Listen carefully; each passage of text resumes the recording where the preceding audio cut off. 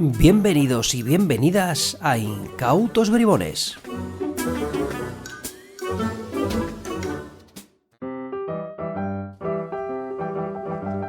Hay, al menos, dos posturas claras para entender qué es y cómo se crea un clásico. Una que dice que el clásico existe per se y pese al público, que forma parte de la tradición del oficio y de características intrínsecas a este, a saber, su simbolismo, su simplicidad metódica, su potencia y claridad mágica, etc. Otra que dice que el clásico es creado y forjado por el público. Un público que reacciona como si el truco fuera deliberado, fatal, profundo como el cosmos, y reafirma con el aplauso su imperecedero poder.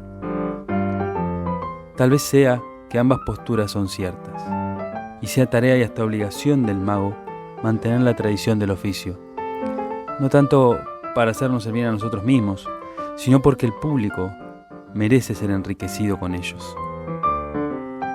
Una vez vi a un mago cortar a una mujer en dos. ¿Viste el juego de esos vasos y las bolitas? Lo pude ver y no lo podía creer. Borges decía que la obra que perdura tiene una ambigua plasticidad de múltiples interpretaciones. Y esto no es solo para el espectador, es también para el mago, ya que es quien debe interpretar la obra, hacerla propia, y entregar al público algo inesperado frente a lo asumido, algo que lo asombre y maraville cuando crea saber lo que podría haber pasado. Porque es mejor honrar a la magia que ser honrados por ella. Bienvenidos y bienvenidas a Incautos Bribones, el podcast de páginas. Mi nombre es Borja Meyer, soy entretenedor profesional y el capitán de esta aventura audiofónica. En este episodio de Incautos Bribones vamos a hablar de unos efectos de magia que nos han acompañado desde tiempos inmemoriales, que han soportado el paso del tiempo y que llevan fascinando al ser humano desde hace cientos de años. Y es que hoy en Incautos Bribones hablamos de los clásicos. ¡Comenzamos!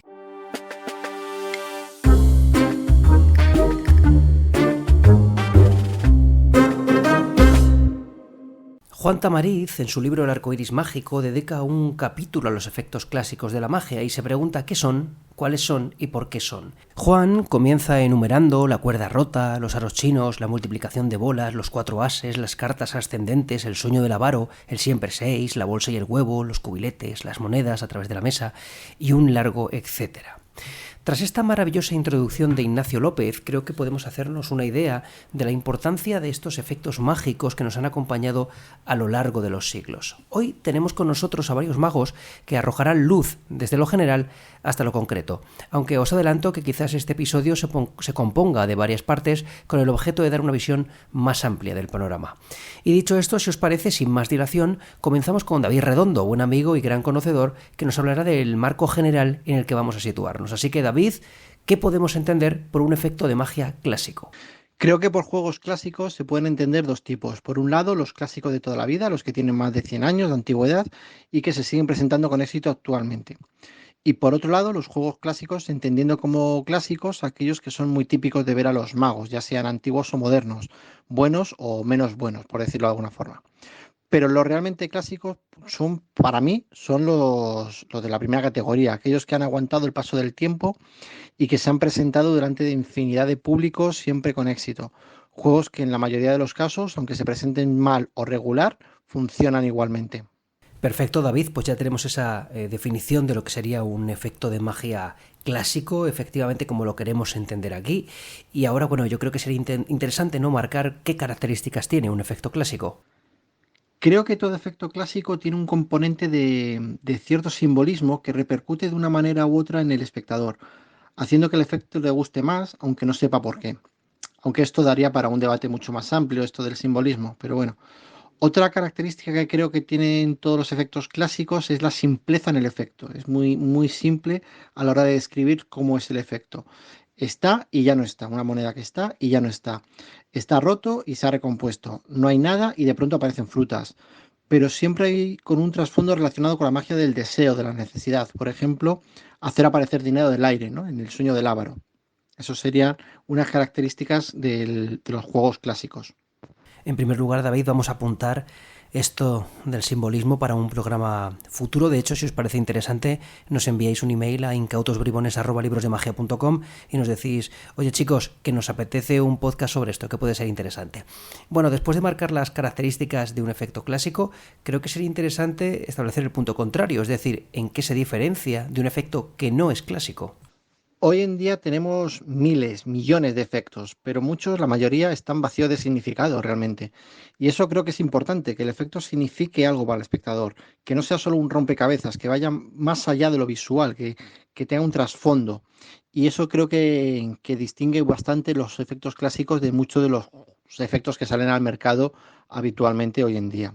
Evidentemente es muy complicado crear un efecto clásico. Quizás alguno de los juegos que ahora realizamos de una manera más o menos habitual acaben dentro de cientos de años convirtiéndose en efectos clásicos. Pero ahora, David, te pregunto, pues es una pregunta un poco personal, pero ¿cuáles son para ti los efectos clásicos de la magia?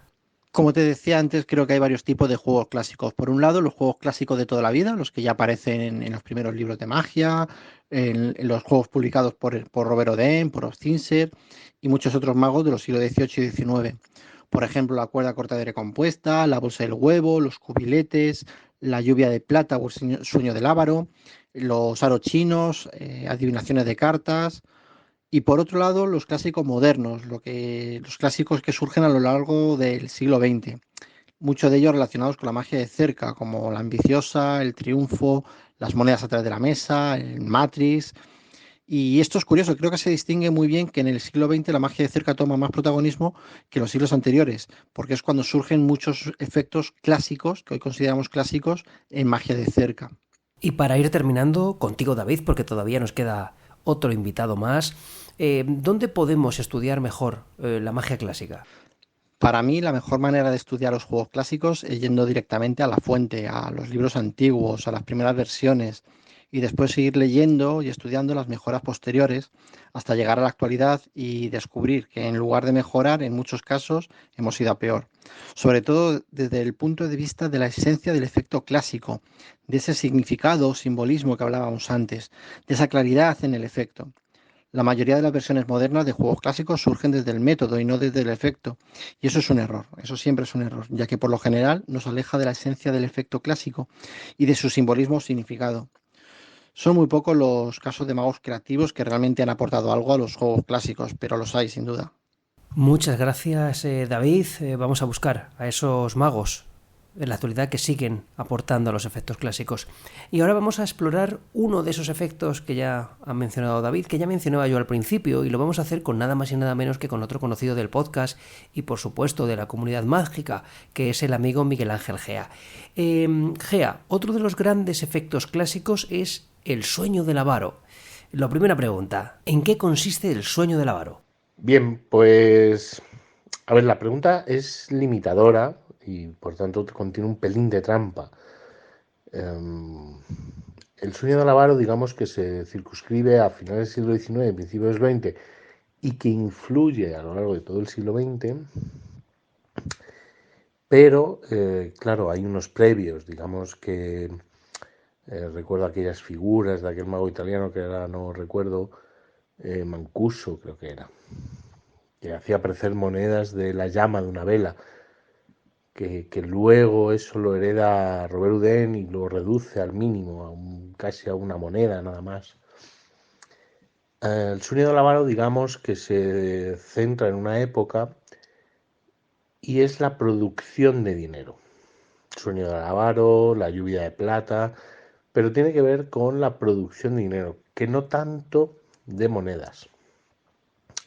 Digamos que para mí el efecto del sueño del avaro tiene que ver con cumplir el deseo de la gente, supongamos, en un contexto de esa época, de conseguir dinero, de producir dinero del aire, ante la pobreza, ante ciertos niveles de angustia, el imaginarse la posibilidad de poder conseguir dinero del aire, de que la mano se alargue y se cierre alrededor de un elemento imaginario y al abrirla te encuentres ese elemento en forma de moneda real, tangible.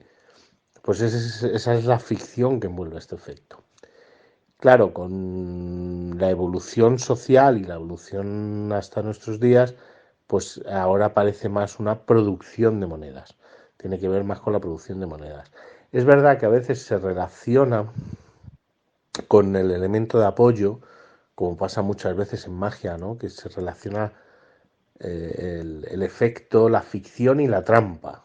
En este caso, estamos hablando de un efecto que es la producción de monedas, que eso está más cercano a lo de hoy en día, con la ficción y la magia del deseo de conseguir dinero, con el elemento, voy a ser un recipiente metálico o más antiguamente un sombrero con un plato para que el sonido apoye a la trampa, ¿no?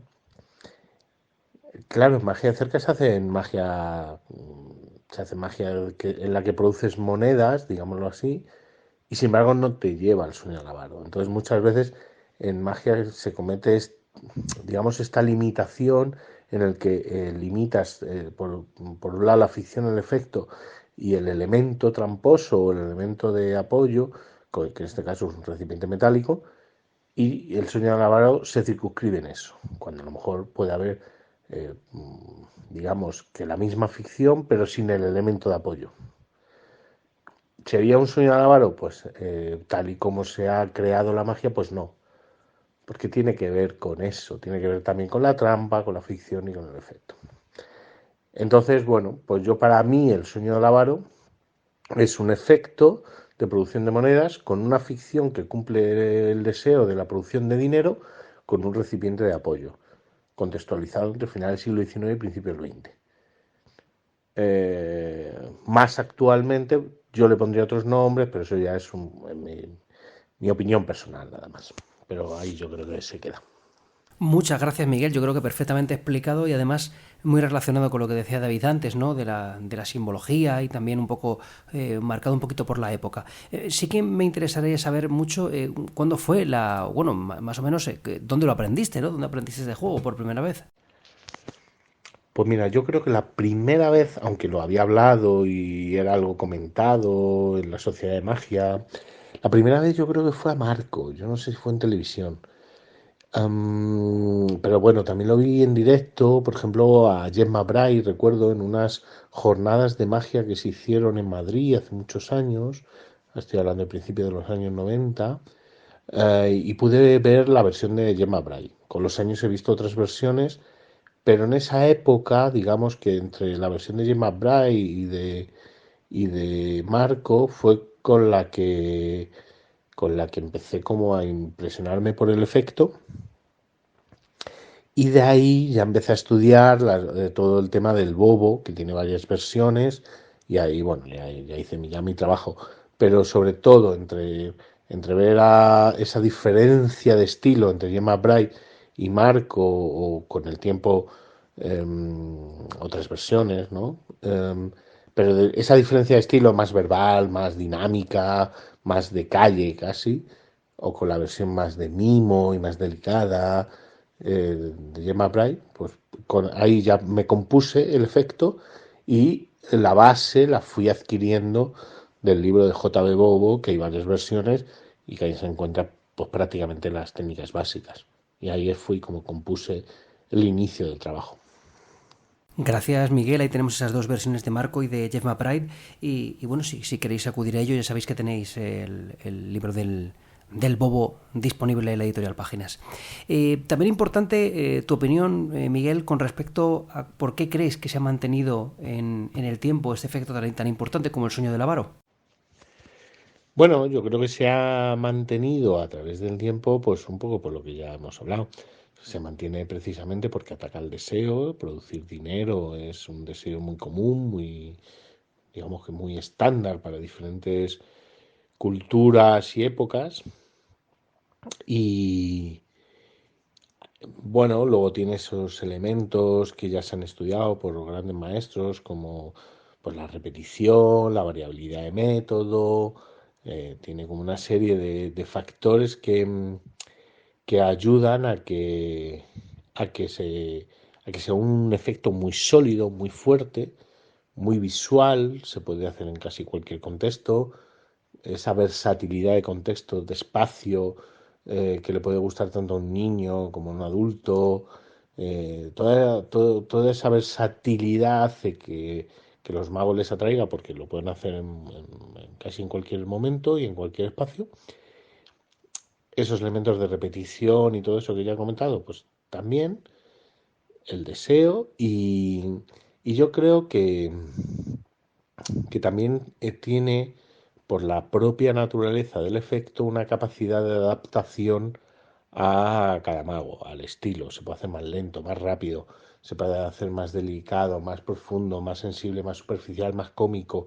Esa capacidad del efecto de adaptarse a la naturaleza de cada mago, pues también hace que sea más fácil, que se mantenga en el tiempo.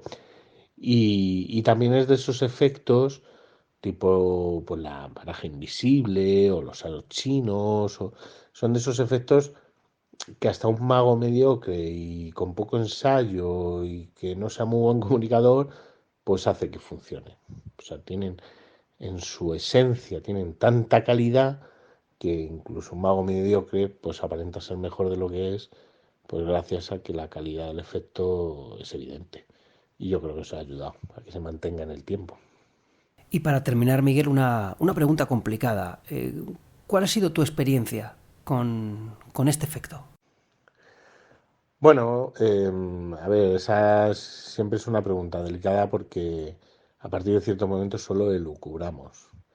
Que cuando hay un mago que determina tajantemente qué es lo que piensa el público, pues bueno, pues no lo tomo especialmente en serio porque ni hay un público único, o sea, lo que hay es mucha gente con muchas opiniones y con muchas sensibilidades y con muchos gustos y con muchos intereses y expectativas.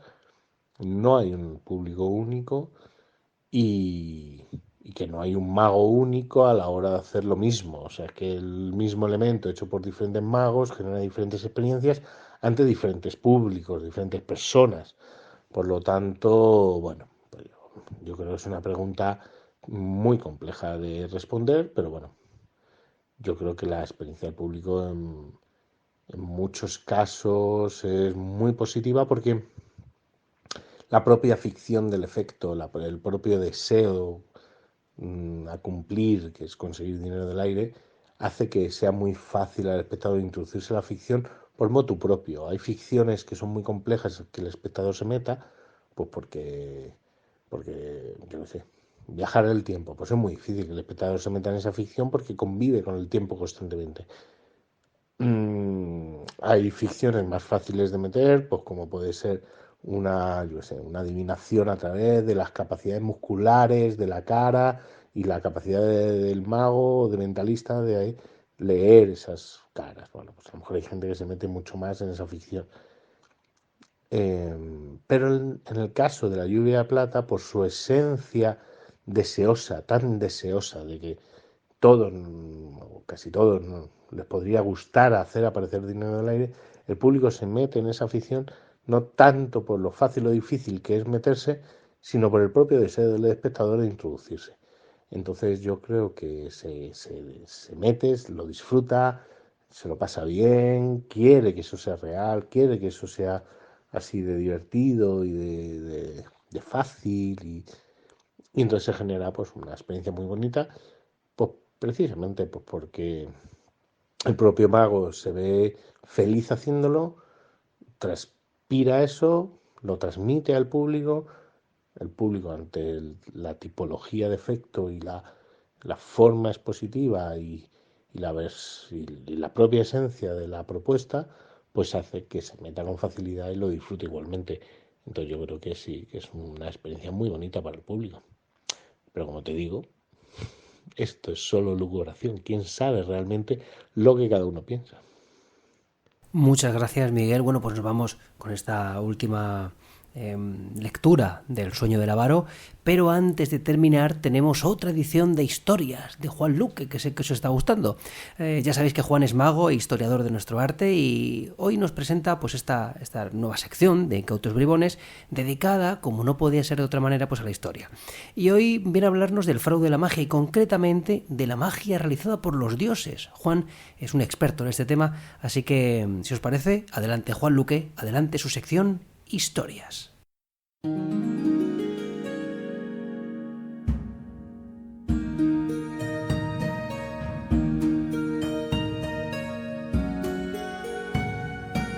Saludos mágicos. Desde sus comienzos, el ilusionismo ha sido aplicado con dos objetivos muy diferentes. Uno es el que afortunadamente hoy prevalece, el de la magia dirigida al ocio, al entretenimiento. Y el otro, el destinado al fraude. A esta segunda finalidad perteneció un tipo de magia asombrosa, pero hoy ya desaparecida. Se trataba de la ejecución de portentosos efectos de ilusionismo, pero haciendo creer a los que los presenciaban que habían sido realizados por los propios dioses. El más antiguo conservado es prácticamente desconocido por los magos actuales, pero un número de magia tan impactante que se mantuvo en cartel durante casi 2 milenios. Papiros y textos, en algunos casos de 3.500 años de antigüedad, cuentan que estatuas de los dioses, paseadas en procesión, dirigían a sus porteadores en la dirección que ellas querían, o movían la cabeza e incluso interactuaba de forma directa con los propios fieles. Un ejemplo de aquellos efectos de ilusionismo presentados de cara a quienes los veían como imponentes acciones de los dioses, lo vivió Amunemuya, un trabajador del Egipto de los faraones, a quien, pues durante su jornada de vigilancia, alguien le robó 5 blusas del noble para quien trabajaba. Claro, preocupado por las responsabilidades que le pudieran reclamar, solicitó ayuda a Amón en procesión por las calles de Tebas con motivo de su festividad. Al escuchar la petición, el dios consintió en auxiliarle con un movimiento de cabeza de la estatua, ¿no? Entonces, claro, los sacerdotes, fingidamente asombrados, dieron a Amunemuya un listado con el padrón de los habitantes del lugar.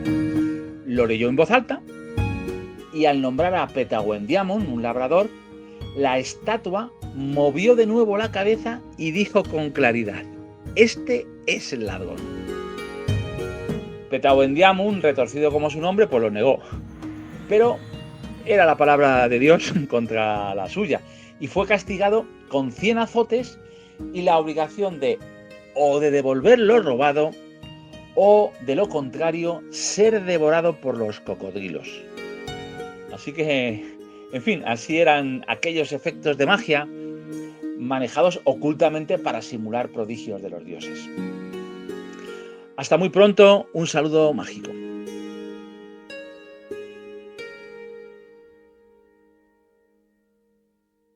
Muchas gracias, Juan. Qué interesante, ¿verdad? Y ahora sí, hasta aquí este episodio de Incautos Bribones, el podcast de Páginas. Muchas gracias a Ignacio López por introducir este episodio tan estupendamente y gracias a David Redondo y a Miguel Ángel Gea por iluminarnos con su sabiduría y, por supuesto, gracias al amigo Juan Luque por su píldora histórica. Y antes de terminar, dejadme que os recuerde que podéis enviar un email a incautosbribones@librosdemagia.com con las propuestas de vuestros temas favoritos para el podcast. Haremos todo lo posible para cumplir con vuestros deseos. Y ahora ya sabéis, a repasar cuántos de los efectos que realicéis en vuestro repertorio son clásicos e inmediatamente después a estudiar el original, que seguro que encontráis un detalle, o 2, o 3, o 4, o 5, o 6, o 7, o 8.